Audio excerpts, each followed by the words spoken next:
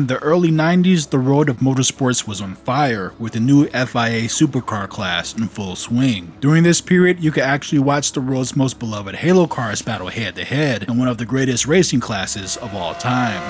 This was GT1.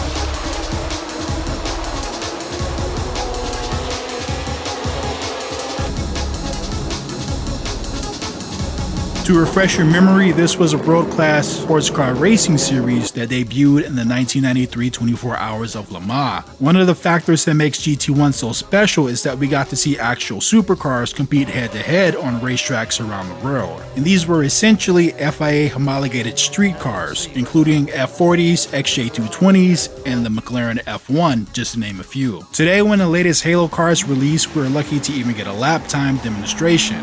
Back then, actually competing in GT1 was the demonstration. It was the world stage for any manufacturer and racing team to conquer and prove the platform, big or small, old or new. And no one proved this better than McLaren during the 1995 24 Hours of Le Mans. Despite the fact that the F1 was never intended to be raced, during its Le Mans premiere, not only would the famous 01R car win first place overall, finishing 298 laps, but third, fourth, 5th, and 13th places were also taken by teams running the F1 GTR. And yes, that first place overall does in fact mean that the F1 even beat cars out of its own class. Needless to say, McLaren would set the world standard for supercar superiority for arguably the next decade. In this era, surely, many would agree that it would be crazy or simply impossible to launch an independent, small, unknown, and obscure supercar company. To take on such an investment and expect success, you would have to be insane. Or a genius. The year is 1991 and economics major Christian von Koenigsegg has started his first business at the age of 19. The business itself has nothing to do with the automotive world, but being an auto enthusiast from a very young age, Koenigsegg had a dream of producing his very own supercar. This trading company of his was intended to finance that dream. 3 years later, in 1994, at the age of 22, Christian decided that it was now or never. He founded Koenigsegg Automotive. Despite having no experience in manufacturing or automotive design, Christian was devoted to developing a world-class supercar. By 1996, within 2 years, this working concept was complete. This was the Koenigsegg CC, or Competition Coupe. Being fascinated with GT1 racing, Christian would design the CC with GT1 regulations in mind. He intended to build a road car as close to the GT1 regs as possible. That way, little as possible would need to be changed when it came time to produce the FIA GT1 race car. The results were a fully running prototype with the monocoque chassis and tube subframes, equipped with the venerable Audi 4.2-liter V8. The CC would make its first public appearance at Anderstorp Raceway in Sweden while being driven by Rickard Rydell during the 96 BPR GT series, also known as GT1. Despite the platform being relatively unrefined or even crude under the skin, it is noted that the concept performed exceptionally well. Christian's next move the following year in 1997 seems like it may have been a hint of marketing genius. He would show the prototype CC at the Cannes International Film Festival. The profound media coverage allowed Christian to garner interest from a far larger audience of potential buyers. And these prospective customers are what allowed Koenigsegg as a company to move forward in the development of its very first production model.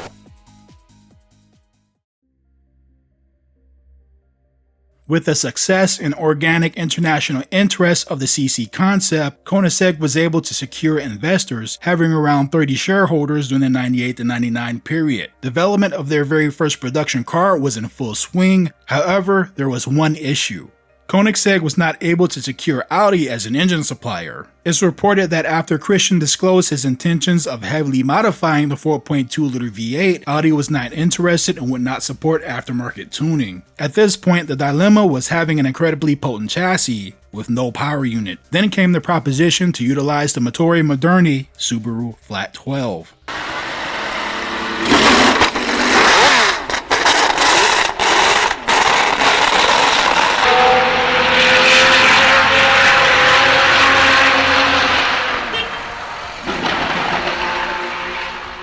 For the Koenigsegg platform, the Motore organization modified the Flat 12 stroking and bringing the RPM down from 12,000 to 9,000 RPM. Engine dyno tests during early development logged 580 horsepower at 9,000 RPM. Additionally, the flat 12 would have offered an incredibly low center of gravity, being partially below the rear axle. Also, due to the engine block's low slung and solid characteristics, it was intended to be bolted directly to the monocoque, functioning as an actual chassis member. However, it's worth noting that the Subaru engine could not withstand 700 horsepower, not offering much scalability for power increases on future variants. The Flat 12 project would eventually meet a dead end anyways due to the fact that Motori founder Carlos City would unfortunately pass away, with the company subsequently going bankrupt. There were other engine options considered, but it seemed that no potential suppliers wanted their engines modified by anyone else. That is, until Koenigsegg considered Ford.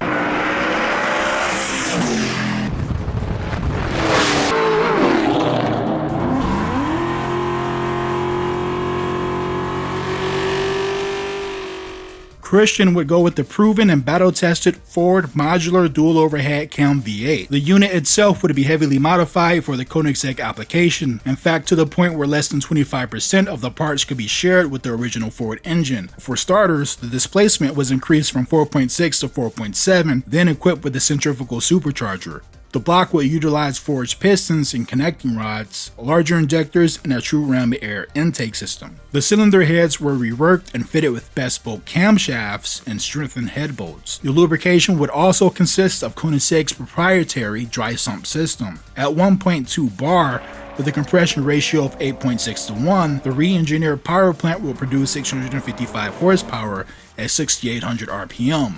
That power was transferred to the ground via a 6-speed gearbox and dual-plate clutch. Koenigsegg would be awarded with the Guinness World Record for most powerful production engine. The now refined semi-carbon monocoque tub was built with an aluminum honeycomb core structure. Front and rear subframes would feature dual wishbone pushrod race-tuned Öhlins suspension. This total package would weigh at under 2,600 pounds. After a total of 8 years of development, technically being a concept since '92, Christian would finally unveil the pre-production supercar at the 2000 Paris Motor Show. This elegant yet minimalist engineering masterpiece laid the foundational groundwork for Koenigsegg's design language as we know it today. This was the CC8S, and public reception was remarkable. 2 years later, in 2002, the first production models were actually made available. Reviews were just as exceptional once automotive journalists had the opportunity to get behind the wheel, with some publications ranking it higher than distinguished marques such as Ferrari and Lamborghini. However, Christian understood that the exceptional reviews were simply not enough to stay relevant in such a competitive marketplace. This was the competition coupe, which was always intended to compete in Le Mans GT1, the greatest sports car stage in the world.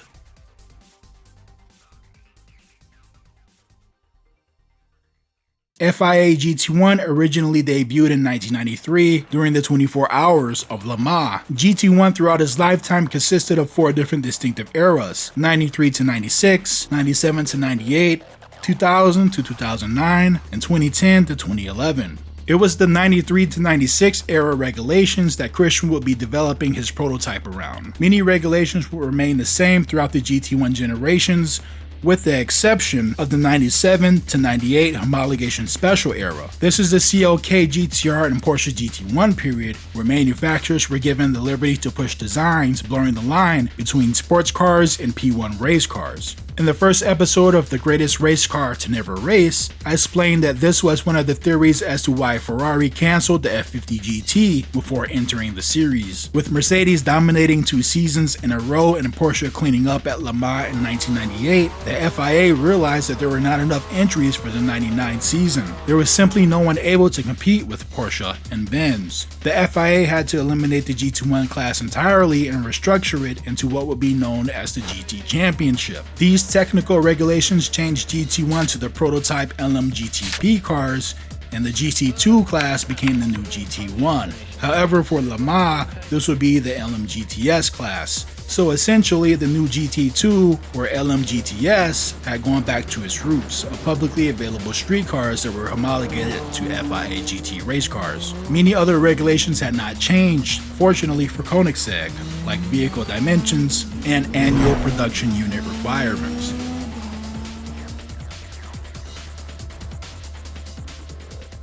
After delivering their very first production units in 2002, Christian figured by the time the Koenigsegg GT1 race car development would be completed, they would be well within the 25 annual unit requirements to compete in GT1. In late 2004, early 2005, the GT1 project had officially begun. The car would be based on a CC8S chassis while being equipped with some CCR parts, which was an evolution of the CC8 released in 2004. In 2007, Christian would unveil the CCGT, a homologated FIA GT1 race version of the CC8S. The GT was under 1,000 kilograms, which allowed them to add ballast where needed. The dihedral doors would be replaced by traditional doors using a detachable type of swan neck hinge setup. Overall, the subframe would remain the same as the CC8S road car, with slight changes being made to the suspension geometry. It would feature inboard suspension but without the use of push rods. Direct linkage would be utilized due to having less moving joints, thus less points of friction. The thin carbon Kevlar front and rear clamshells would feature significant cooling and aero enhancements, also being wider at just under 2,000 millimeters or 78.5 inches.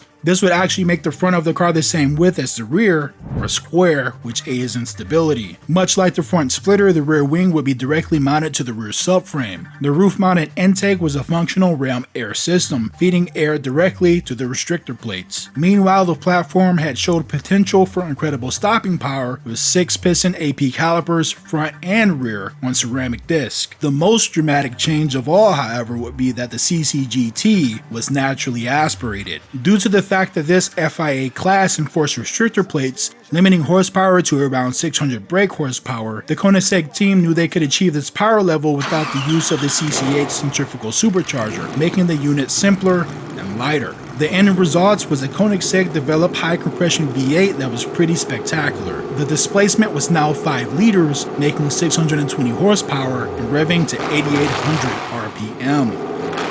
The incredibly high-revving 5-liter dual overhead cam V8 will put the power to the ground via a SEMA sequential gearbox with straight-cut gears. The block would also feature a slightly enhanced CC8 dry sump lubrication system. During test and tune runs at circuits in Germany and Sweden, the team would immediately recognize that they had a formidable platform straight out of the box. It's reported that the crew were very ecstatic after realizing what the CCGT was capable of with just a little tuning. According to Christian, the car was super easy to drive, while at the same time offering an incredible amount of performance on tap. His dream of building a car that would compete in GT1 and Le Mans was becoming a reality. But then, something happened. Something happened that would completely take the wind out of the sails of Christian and the Koenigsegg team. The FIA GT Championship would officially end in 2009. The 2010 alternative for the GT Championship was confusingly called FIA GT1 World Championship. The series remained international but did not compete at Le Mans. The Le Mans GT1 equivalent class was now called LM GT1, but essentially the GT1 class that the CC was built around no longer existed. For the sake of simplicity, I would just call these two new classes Global and LM. You may be asking, well, why couldn't the CCGT just compete in either of these new alternate championships? Well, for one, the minimum annual production car requirements went from 25 to 300 or 350 depending on the source. From what we could find, this restriction applied to both the Global and LM series. Also for the Global, a maximum of 6 manufacturers would be accepted for the new 2010 championship. By late 2009, 6 manufacturers had already been confirmed for entry: Nissan, Aston Martin, Lamborghini, Corvette, the Ford GT, and Maserati with the MC12. I know you're likely thinking, wait, there's no way that over 300 MC12s were ever produced, yet it was allowed in the Global GT Championship. Well, there's not a lot of detailed information out there, but it's reported that Maserati had to submit proposals to the FIA for technical waivers. One of those waivers was for not meeting the minimum production car requirements. I'd also like to speculate that one of those other proposals was for a waiver concerning the carbon fiber monocoque, which was also not permitted for the new 2010 Global and LM GT1 classes. I suspect the regulations were waived for Maserati in the Global Championship due to them already having been competitors in the previous 2009 GT Championship and being one of the main attractions, as the MC12 had been rather dominant since 2005 in GT racing in Europe in general. The LM GT1 class of 2010 seemed to be less lenient in terms of regulations. It appears argues that no carbon monocoques were permitted at all and it was something you could not get a technical waiver for, but this is our speculation based on the available information. However, it has been confirmed by Christian himself that given the production car regulation change, any chances of the CCGT competing were axed and the entire project was mothballed for that reason. If the production car regulation had not changed, let's imagine that Koenigsegg was able to compete in the 2010 24 Hours of Le Mans. The superior carbon monocoque of the CCGT would have been competing with majority aluminum bonded, steel frame, or aluminum space frame based rivals.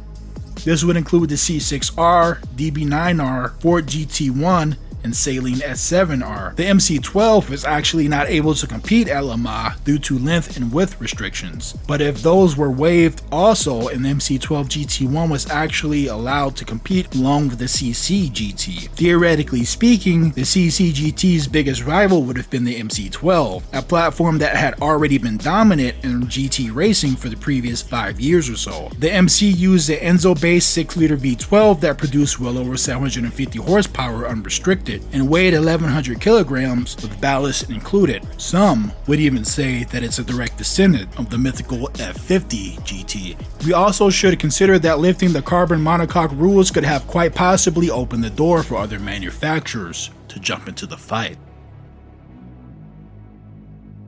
I hope you enjoyed this deep dive as it seemed to be one of the most requested by viewers. Do you agree with the CCGT being the greatest race car to ever race or not? I've personally reserved that title for one, the F50 GT, and second, I'll keep it secret for now, given that it may be featured on a future episode. But post your thoughts below, and once again, thanks for watching, and until next time.